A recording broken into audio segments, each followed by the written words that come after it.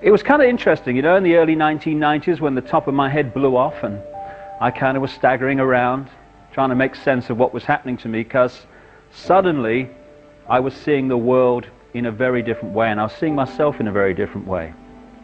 Some people call it a spiritual awakening.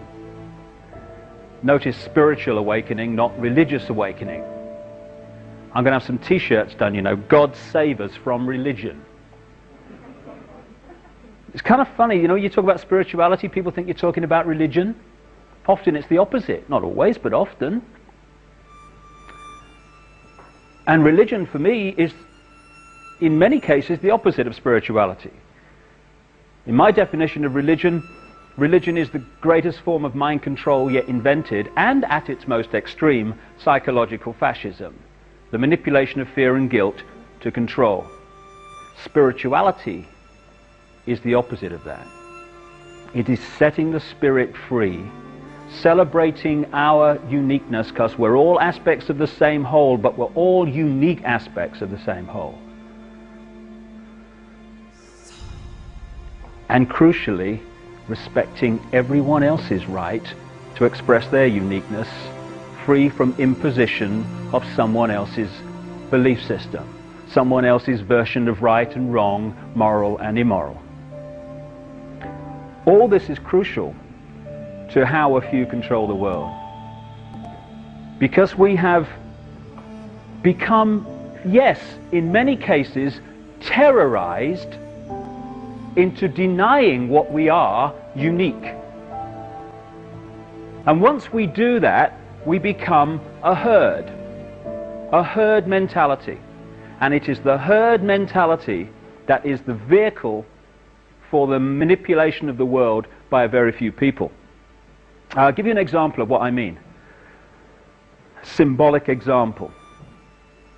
I was down south in England, I don't know, 2 or 3 years ago now, and across this great area of, it was one of these Iron Age hill fort type things, but across it was this vast herd of sheep, hundreds of them.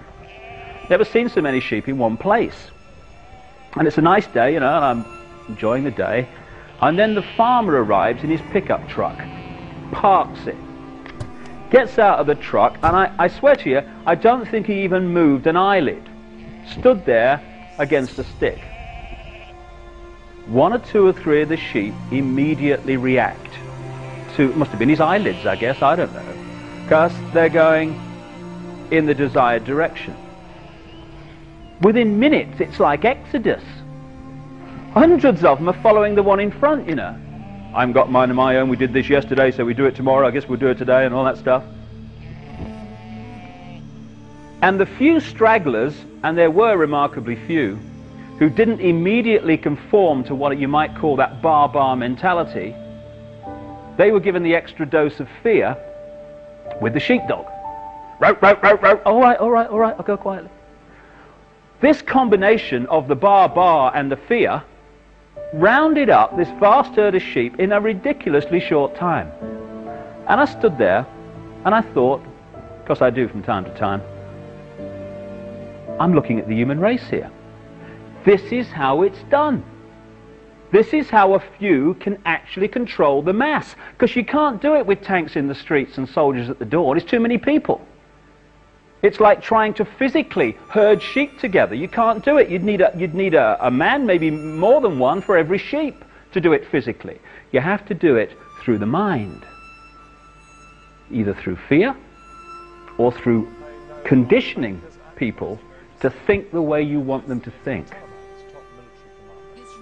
So these hundreds of sheep were rounded up by one fella flicking his eyelids every now and again, and a sheepdog dispensing fear. And that's how it's done in human terms also. It's amazing the extent to which we have given our power away, our spiritual power. It's all about taking our power back. Because once we do that, it's all over. The great pyramid of manipulation becomes impossible.